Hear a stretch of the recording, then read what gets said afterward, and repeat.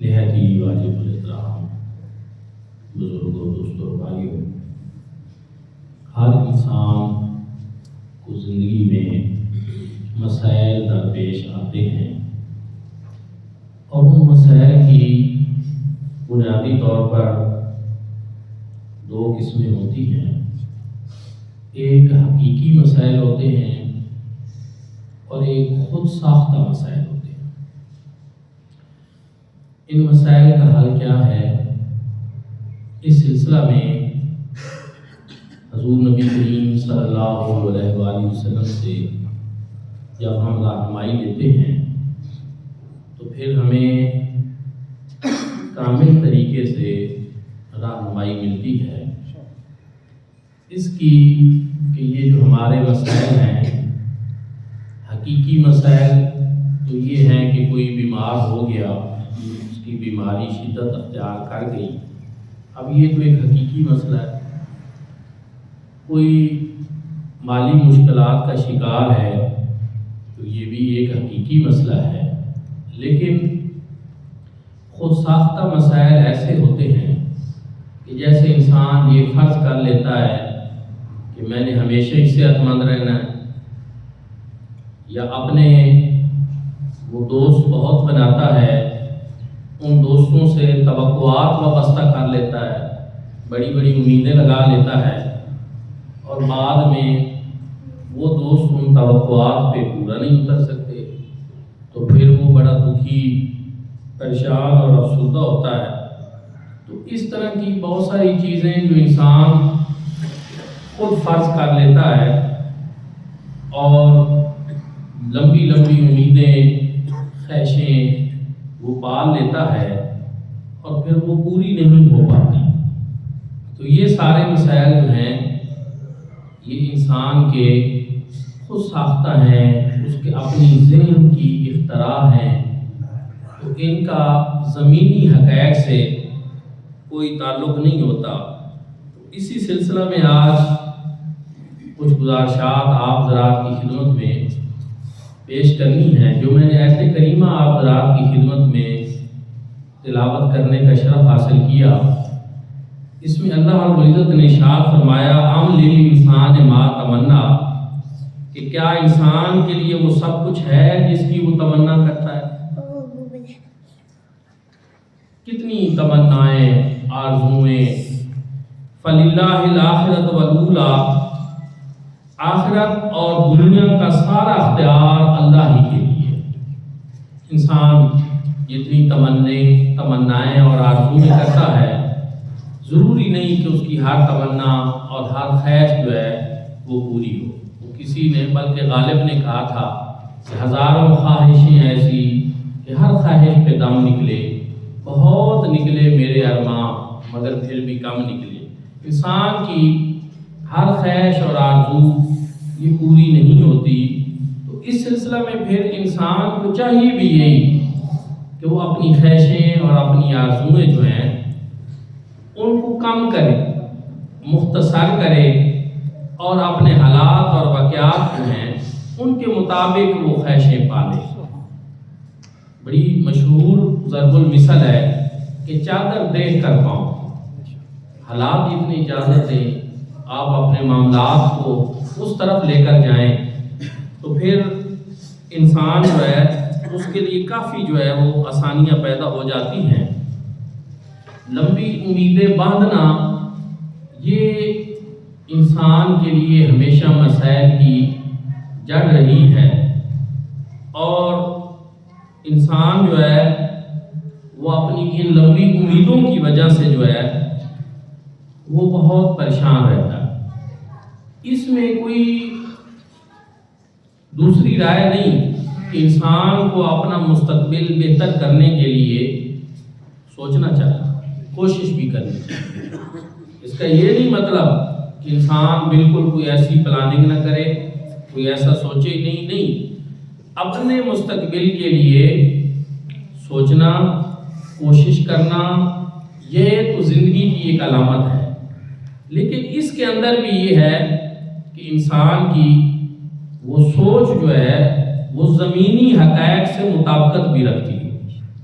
سارے انسانوں کے معاملات ایک جیسے نہیں، بچوں کی امیدیں اور ہوتی ہیں، نوجوانوں کی اور ہوتی ہیں، بوڑھوں کی اور ہوتی ہیں، امیر کا ایک الگ جہان ہوتا ہے، غریب کا ایک الگ جہان ہوتا ہے۔ ہر چیز کو پیش نظر رکھ کر پھر اس کی پلاننگ کریں، اس کی منصوبہ بندی کریں اور اس پہ سوچیں تو وہ کچھ برا نہیں، لیکن مسئلہ تب پیدا ہوتا ہے کہ جب انسان یہ تصور کر لیتا ہے کہ میں نے ہمیشہ ہی صحت مند رہنا ہے، جب یہ ذہن بنا لیتا ہے کہ دوست ہمیشہ ہی وفادار رہیں گے، جب وہ یہ سوچتا ہے کہ میرے حالات ہمیشہ ہی اچھے رہیں گے اور پھر ایک دم صحت ساتھ چھوڑ جاتی ہے، مسئلہ بن جاتا ہے، کیونکہ وہ تو ذہنی طور پر تیار ہی نہیں ہوتا۔ دوست دغا دے جاتے ہیں، حالات برے پیش آ جاتے ہیں اور وہ سمجھ رہا ہوتا ہے کہ نہیں کبھی ایسا ہونا ہی نہیں۔ تو یہ چیزیں جو ہیں یہ انسان کو پریشانیوں سے دوچار کرتی ہیں۔ اس معاملے میں بھی حضور نبی کریم صلی اللہ علیہ وآلہ وسلم نے ہماری بڑی رہنمائی فرمائی، اور اس سلسلہ میں حضرت ابو سعید خدری رضی اللہ تعالیٰ عنہ فرماتے ہیں کہ حضور نبی کریم صلی اللہ علیہ وآلہ وسلم نے ایک مرتبہ اپنے سامنے ایک لکڑی گاڑی، پھر اس کے برابر دوسری لکڑی گاڑی، اور پھر اس سے ذرا فاصلے پہ تیسری لکڑی گاڑی، اور پھر حضور نبی کریم صلی اللہ علیہ وسلم نے پوچھا کہ یہ کیا ہے؟ صحابہ کرام نے عرض کیا رسول اللہ یہ اللہ اور اس کا رسول ہی بہتر جانتے ہیں کہ کیا ہے۔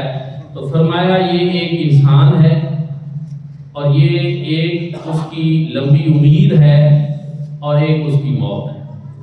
تو یہ حضور نبی کریم صلی اللہ علیہ وآلہ وسلم نے سمجھانے کی کوشش کی کہ انسان بڑی لمبی امیدیں پال لیتا ہے، اور اس سلسلہ میں یہ جو راوی ہیں یہ بیان کرتے ہیں کہ میرا خیال ہے کہ آپ نے فرمایا تھا کہ یہ امید ہے، انسان ہے اور امیدوں میں مشغول رہتا ہے اور اس کی امیدیں تو پوری نہیں ہوتی، پھر اسے موت آ لیتی ہے۔ تو اس سے پتہ یہ چلا کہ انسان جو ہے وہ اپنی امیدیں جو ہیں ان کو مختصر رکھے، لمبی امیدیں جو ہیں ان کو حضور نبی کریم صلی اللہ علیہ وآلہ وسلم نے فساد کی جڑ قرار دیا۔ آپ کا ارشاد گرامی ہے کہ حضور نبی کریم صلی اللہ علیہ وسلم نے فرمایا کہ اس امت کی پہلی درستگی یقین اور زہد ہے، کہ جب تک یہ امت یقین والے رہیں گے اور زہد تقوی اختیار کریں گے، عبادت گزار رہیں گے تو یہ درست رہیں گے، پہلی درستگی یہ ہے۔ اور فرمایا کہ اس امت کا پہلا فساد بخل اور امید کا لمبا ہوتا ہے، کہ جب یہ بخل کریں گے، بخل ہوتا ہے غیر ضروری قسم کا محتاط ہو جانا، پیسے کے معاملے میں انسان زکوٰۃ ہی ادا نہ کرے، کسی پہ صدقہ و خیرات بھی نہ کرے اور ایک کنجوس قسم کا انسان بن جائے، تو یہ فساد کی پہلی جڑ حضور نبی کریم صلی اللہ علیہ وسلم نے بخل کو اور لمبی امید کو قرار دیا کہ لمبی امیدیں یہ رکھیں گے، پھر یہ میری امت کی فساد کا پہلا جڑ ہوگا، اور جب تک یہ یقین اور زہد کو اختیار کریں گے تو یہ درستگی کا عمل ہوگا، جس سے ہم بہت کچھ سیکھ سکتے ہیں اور سمجھ سکتے ہیں۔ کیونکہ انسان اگر بے یقینہ ہو جائے تو پھر کوئی چیز بھی انسان پر اثر نہیں کرتی، نہ کوئی دعا اثر کرتی ہے نہ کوئی دوا اثر کرتی ہے، بے یقینہ انسان کہیں کا بھی نہیں ہوتا۔ حضرت اقبال رحمۃ اللہ تعالیٰ علیہ نے بڑی خوبصورت بات عہد حاضر کے نوجوان کو مخاطب کرتے ہوئے کہی تھی کہ سن اے تہذیب حاضر کے گرفتار، غلامی سے بدتر ہے بے یقینی، کہ غلامی بھی ایک بری چیز ہے، لیکن اس سے بھی بڑی بری بات یہ ہے کہ انسان بے یقینہ ہو جائے، کیونکہ بے یقینہ انسان کہیں کا بھی نہیں رہتا۔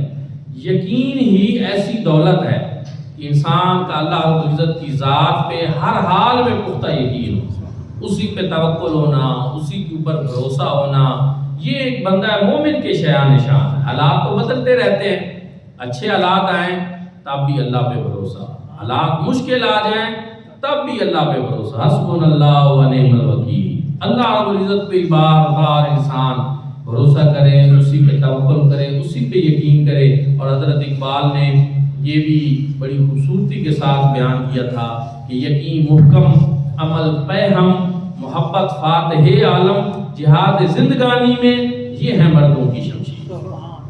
کہ یہ زندگی کی جو دوڑ ہے، یہ جو جد و جہد ہے، اس کے اندر مردوں کی اصل شمشیریں یہی ہیں، انسان پختہ یقین والا ہو، عمل پہ ہم، لگاتار عمل، مسلسل عمل، یہ نہیں کہ شوق اور جوش چڑھے تو انسان بہت سارا کام کر لے، پھر شوق مٹھا ہو جائے تو پھر اس کو چھوڑ دے، پھر کر لے، نہیں۔ حدیث پاک میں بھی ہے کہ وہ عمل اللہ پاک کو زیادہ پسند ہے کہ جو تھوڑا ہو اور لگاتار، مسلسل عمل جو ہے وہ اللہ رب العزت کو بہت پسند ہے۔ اس لیے انسان کو چاہیے کہ وہ لگاتار ہو۔ اور محبت فاتح عالم، محبت ہی تو یہ دنیا کے اندر جو حقیقی فتوحات ہیں وہ محبت کی وجہ سے۔ اور یہ اللہ نے دیکھیں نہ کوئی تلوار چلائی، نہ کوئی تیر چلائے، لیکن انہوں نے کتنی دنیا جو ہے اس کے دل پھیر دیے، کتنے لوگوں کو اسلام کی ہدایت سے روشناس کرایا، اور لاکھوں لوگوں کو۔ یہ کیا ہے؟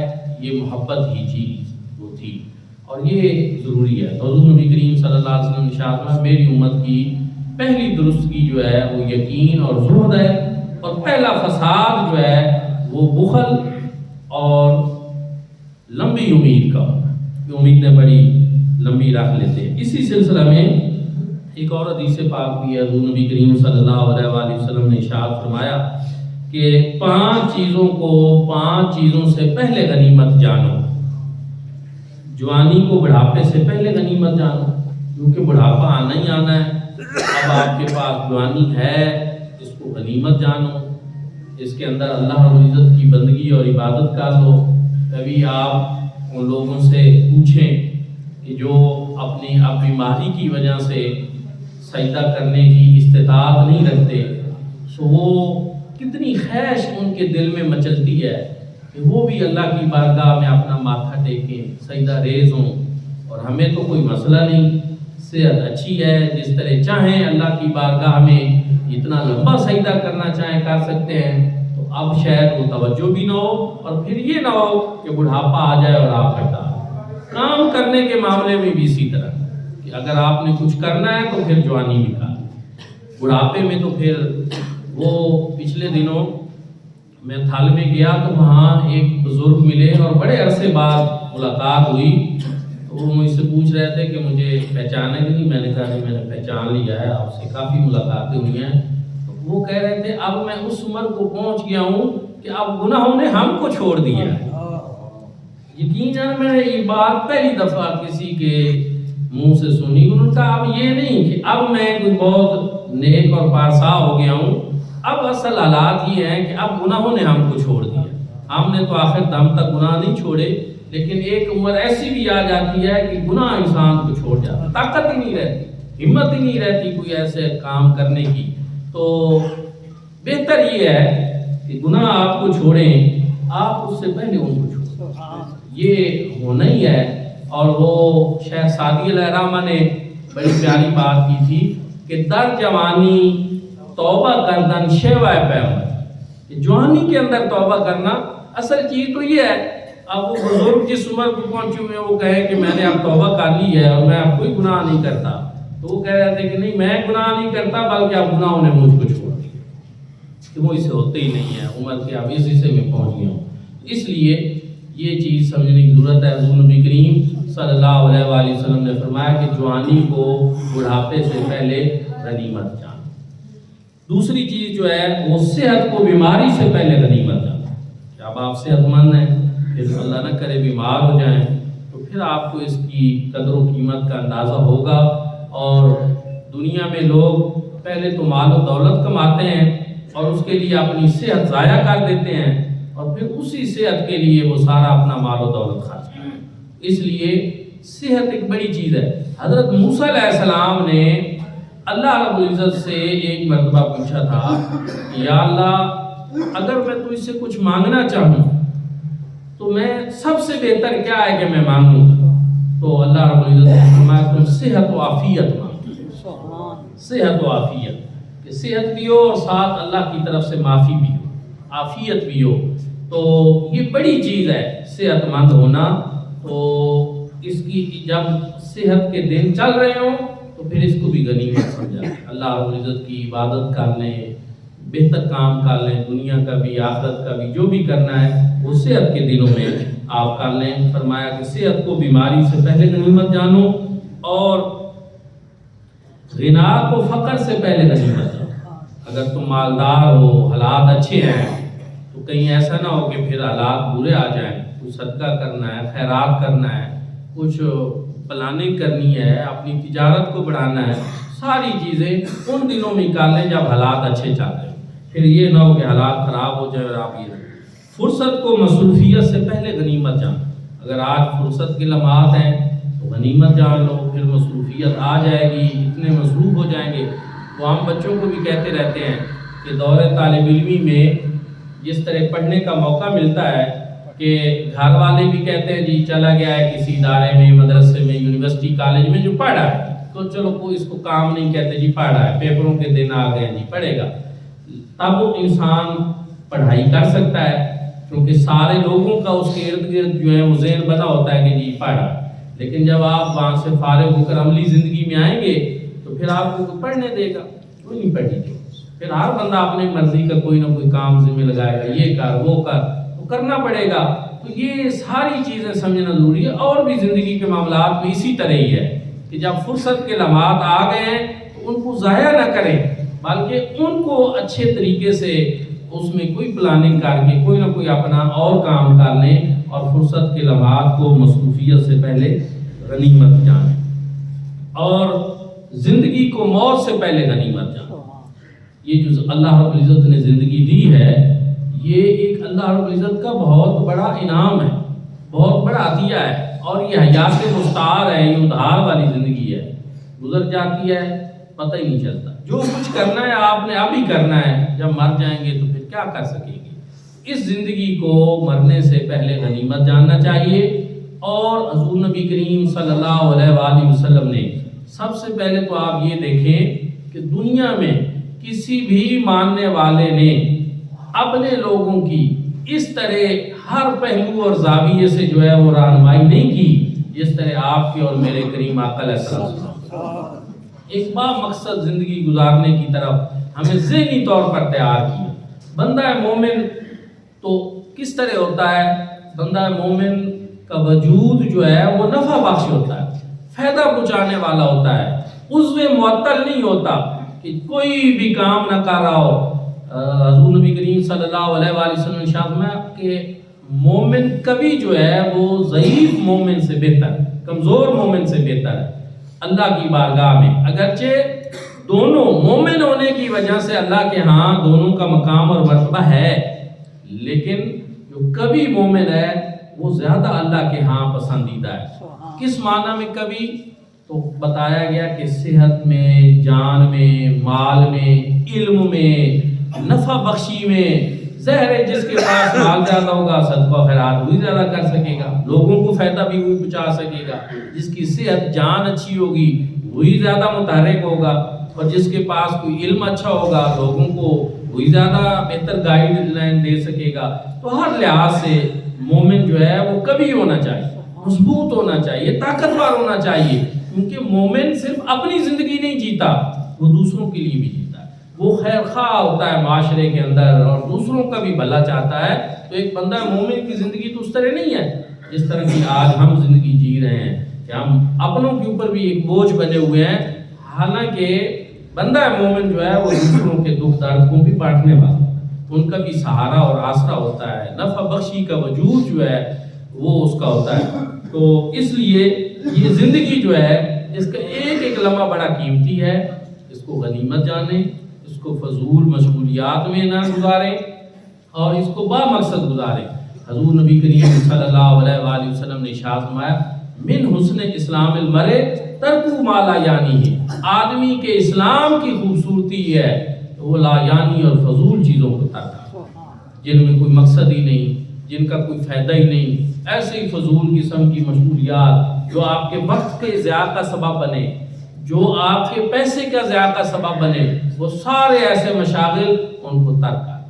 اور اسی وجہ سے کھیلوں کی اسلام میں حوصلہ افزائی کی گئی ان کی جن سے آپ کی صحت بہتر، جس سے آپ کو ورزش حاصل، اور وہ کھیل جو وقت ضائع کرتے ہیں اور اس سے انسان کو جسمانی کوئی فائدہ نہیں ہوتا، ان کے اوپر پابندی لگا، کیونکہ ہر چیز کا ایک مقصد ہونا چاہیے، ایک مقصد کے تحت محض وقت گزاری یہ اسلام میں اس کا کوئی تصور نہیں ہے۔ تو اگر ہم ان چیزوں کو سمجھیں، یہ آج پوری امت مسلمہ جو ہے اس کا سب سے بڑا مسئلہ تو یہی ہے کہ ہم کام نہیں کرتے، ہم متحرک نہیں ہیں، اپنی ذمہ داریوں کو نہیں سمجھتے، اور اپنا بوجھ بھی اس دھرتی کے اوپر لیے پھرتے ہیں، دوسروں کے بوجھ ہم نے کیا اٹھانے ہیں۔ تو اس صورت میں یہ ہے کہ اسلام کا تصور یہ ہے کہ ایک بندہ مومن کے بارے میں وہ اپنی زندگی کو مرنے سے پہلے غنیمت جانے، کام کاج کرے، وہ ہاتھ پیر ہلائے، حرکت میں برکت بتائی گئی، اور کام کرنے والے کی جو ہے وہ بہت زیادہ حوصلہ افزائی کی۔ تو بہرحال حضور نبی کریم صلی اللہ علیہ وآلہ وسلم نے لمبی امیدیں پانے، لمبی امیدیں رکھنے جو ہے اس سے منع فرمایا۔ اس سلسلہ میں ایک آپ کو میں حضور نبی کریم صلی اللہ علیہ وآلہ وسلم کا واقعہ سناتا ہوں، آپ سنیں اور اس کو سمجھنے کی کوشش کریں۔ حضرت عبداللہ ابن عباس بیان کرتے ہیں کہ حضور نبی کریم صلی اللہ علیہ وآلہ وسلم جب قضائے حاجت سے فارغ ہوتے تو آپ فوراً تیمم کر لیتے، مٹی پہ ہاتھ صاف کر لیتے۔ تو ہم عرض کرتے کہ یا رسول اللہ وہ پانی قریبی ہے تو وہاں ہاتھ دھو لینا، وضو کر لینا، تو ابھی تیمم کرنے کی ضرورت کیا ہے؟ حضور نبی کریم صلی اللہ علیہ وسلم نے فرمایا کہ کیا میں وہاں تک پہنچ پاؤں گا؟ میرے پاس اس چیز کی کوئی گارنٹی ہے کہ میں وہاں پہنچ پاؤں؟ یہ بات امت کو سمجھانے کے لیے، حالانکہ حضور نبی کریم صلی اللہ علیہ وسلم کو بالکل پتہ تھا کہ اسلام کا غلبہ ہونا ہے اور ایک نیا دور آنا ہے، اور بالکل اسی طرح پتہ تھا جس طرح ہمیں معلوم ہے کہ اب جو ہے دن ہے، رات نہیں ہے، لیکن اس کے باوجود یہ بات بھی سمجھانے کے لیے کہ وہ تھوڑے سے فاصلے پہ پانی کو، بہت زیادہ دور بھی نہیں، تو وہاں جانے سے پہلے بھی تیمم فرما لیا کہ یہ باقی کے لمحات جو ہیں یہ وہاں تک پہنچنے تک بھی میسر ہیں۔ زندگی کا بھروسہ اتنا ہی ہونا چاہیے کہ پتہ نہیں اگلی سانس بھی آئے گی یا نہیں آئے گی۔ آپ اس سے اندازہ لگائیں، یہ حضور نبی کریم صلی اللہ علیہ وآلہ وسلم کا ایک عمل مبارک ہے، اور ہماری کیا پوزیشن ہے کہ ہم کیا سوچتے ہیں اور کیا کرتے ہیں۔ اسی طرح حضور نبی کریم صلی اللہ علیہ وآلہ وسلم نے حضرت عبداللہ ابن عمر رضی اللہ تعالی عنہما کو فرمایا کہ تم اس دنیا میں اجنبی کی طرح رہو، ایک مسافر کی طرح رہو، اور اپنے آپ کو قبر کے اندر جو ہے وہ شمار کرو کہ گویا میں قبر میں پہنچا ہوں۔ زندگی کا اتنا ہی بھروسہ ہے، اس پہ اتنی لمبی امیدیں رکھنا، اس سے مسائل پیدا ہوتے ہیں، اور انسان جو ہے وہ سمجھتا ہے کہ میں یہ اس کا یہ نہیں مطلب کہ اسلام میں پلاننگ یا منصوبہ بندی یا آگے بڑھنا وہ ممنوع ہے، نہیں۔ زمینی حقائق کو ملحوظ رکھ کر جب آپ آگے کا سوچیں گے تو آپ کی زندگی آسانی میں ہوگی، اور جب آپ حقائق، زمینی حقائق کا ادراک صحیح نہیں کریں گے اور اپنی خواہشات جو ہے ان کو بہت آگے لے جائیں گے تو پھر آپ کو پریشانی ہوگی، آپ کو دکھ سہنا پڑے گا، لوگوں سے خواہ مخواہ کی امیدیں وابستہ کریں گے اور وہ پوری نہیں ہوں گی تو پھر درست نہیں۔ اس لیے سب سے بہتر یہ ہے کہ آپ اپنی زندگی کو مختصر سمجھیں، اپنی خواہشیں مختصر رکھیں، لمبی آرزویں نہ رکھیں، اور جو اللہ پاک نے آپ کو دستیاب وسائل عطا کیے ہیں ان کی روشنی میں اپنی زندگی کو آگے لے کر چلنے کی کوشش کریں۔